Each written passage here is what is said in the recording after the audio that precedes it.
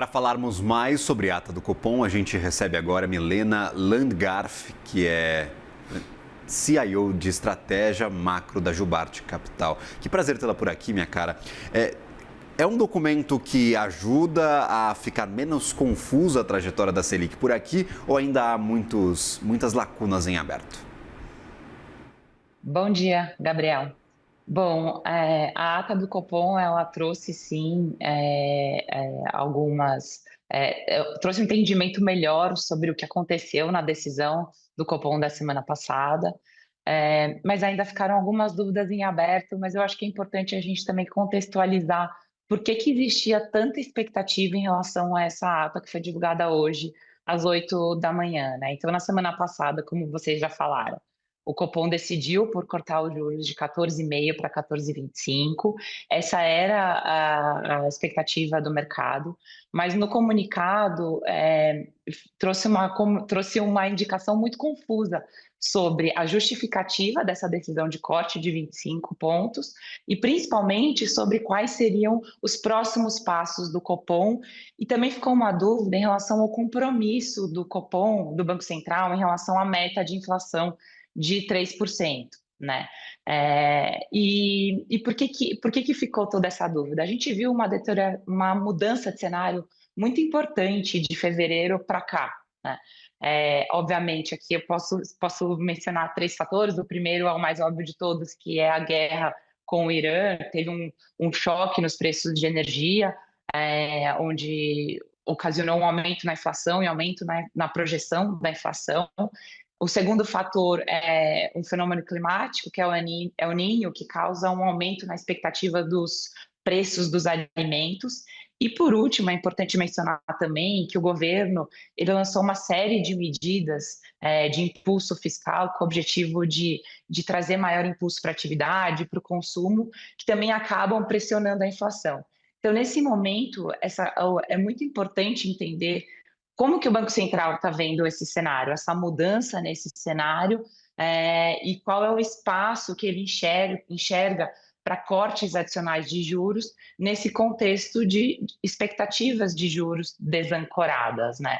Então, quando a gente olha assim, ao que teve de mudança em relação ao comunicado para a ata, eu acho que ele esclareceu 2 pontos principais. O primeiro, ele deixou um pouco mais claro quais foram os cenários alternativos de Selic que o Banco Central trabalhou nas estimativas, para calcular as estimativas de inflação, né? Tinha ficado uma dúvida, porque ele tinha mencionado um cenário alternativo, mas não tinha indicado qual que era esse cenário alternativo, né? E um outro ponto que foi uma mudança importante em relação ao comunicado foi o Banco Central, ele indicou que o balanço de riscos está assimétrico, né? Então, existe uma simetria altista para a inflação quando o Banco Central olha o cenário à frente para a inflação.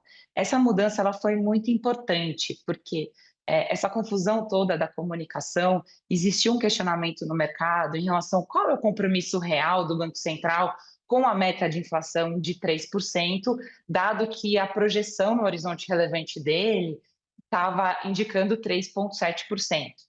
E quando o Banco Central ele muda o balanço de riscos para assimétrico, para o lado altista da inflação, ele traz uma indicação de que ele vê pouco espaço para cortes adicionais de juros. Então, hoje, por exemplo, o mercado está precifica uma chance de 70% de corte na reunião de agosto, 70% de manutenção de juros na reunião de agosto e só 30% de chance de um corte adicional de 25%. Então, essa mudança que parece sutil, mas não é nem um pouco sutil, ela indica que o Banco Central ele quis enfatizar essa deterioração no cenário de inflação. E essa comunicação foi importante para o mercado. Quando a gente olha, Milena, eu queria até trazer a arte de novo que nós mostrávamos há pouco e eu queria pedir para a nossa equipe colocar ela na tela. Milena, quando a gente olha para esse item de número 4, dizendo que o Copom debateu trajetórias alternativas exigindo variações abruptas de direção, o que especificamente você entende com este trecho? Porque uma variação abrupta de direção que levaria a uma grande magnitude de Selic e depois de atingirmos lá no horizonte relevante a nossa meta de inflação, trimestres seguidos de inflação abaixo da meta, dá a entender talvez que o Copom colocou na mesa aumentar também estes juros? Olhar talvez para uma Selic até maior do que 14,5%, que é o que a gente tinha até semana passada? Assim, o Banco Central mencionou cenários alternativos, mas ele não explicitou quais foram esses cenários alternativos. Então, a gente pode aqui trazer várias possibilidades, né? Eu acho que nesse momento, falar sobre em relação à alta de juros é muito precipitado, né? Então, a gente realmente existiu uma deterioração importante no cenário de inflação, mas a gente também tem que lembrar que na semana passada aconteceu um desdobramento muito importante em relação ao conflito no Irã e o petróleo já caiu quase 35% das máximas recentes. Então, muito provavelmente, a gente vai ver uma melhora na inflação à frente por conta dessa queda nos preços relacionados à energia, né? Então, eu acho que dificilmente, eu acho que é precipitado a gente falar sobre alta de inflação. Mas é interessante essa sua pergunta, porque justamente essa foi a confusão que aconteceu no comunicado da semana passada. Porque quando o Banco Central ele fala que ele considera cenários alternativos, mas ele não explicita quais foram esses cenários alternativos, ele deixa em aberto para os analistas de mercado pensarem em inúmeros cenários, né? Então, isso que causou a confusão toda, né?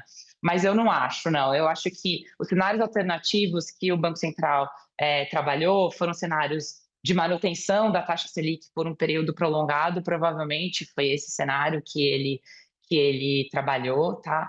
E talvez alguns outros cenários alternativos de curva de petróleo, provavelmente. E aí, por exemplo, só para a gente fechar, Milena, encaminhar essa conversa para o final. Quando a gente fala que o Banco Central ele estudou um cenário em que a Selic voltaria para dentro da meta no horizonte relevante, mas que precisaria talvez desse cenário alternativo e que causaria efeitos de perda de atividade, que ele também cita ali que está preocupado, falando, não, a gente está monitorando ali uma política monetária que cause o mínimo de perda de atividade possível e que se enquadre com os nossos objetivos. Mas quando a gente olha para essa possibilidade, dá a entender de que o Banco Central está descrente de que vá conseguir atingir seu objetivo lá em 2027, que é o atual horizonte relevante, e aqui isso está condicionado, que eles falam que ainda há muita incerteza e tem cenários que a gente vai ter que esperar para ver se estão concretizados ou não. A porta para as próximas reuniões está aberta para continuarmos cortando juros ou para mantermos estes 14,25? Na nossa visão, é mais provável, na nossa visão aqui na Jubarte, é mais provável que a Selic fique em 14,25, ou seja, manutenção para a próxima reunião, né? E essa comunicação do Banco Central ela traz essa dúvida, se o Banco Central está mais preocupado com uma desaceleração da atividade ou com o compromisso de 3% de inflação, que é a meta que o Banco Central tem que percorrer, né?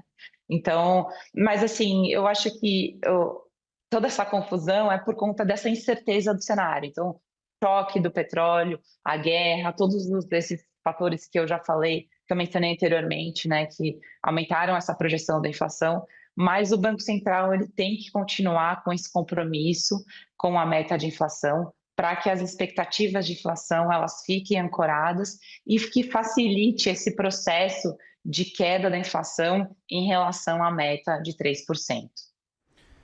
Milena, muito obrigado pela participação conosco nesta manhã. Sempre bem-vinda à programação do CNN Money e até uma próxima. Obrigada. Valeu.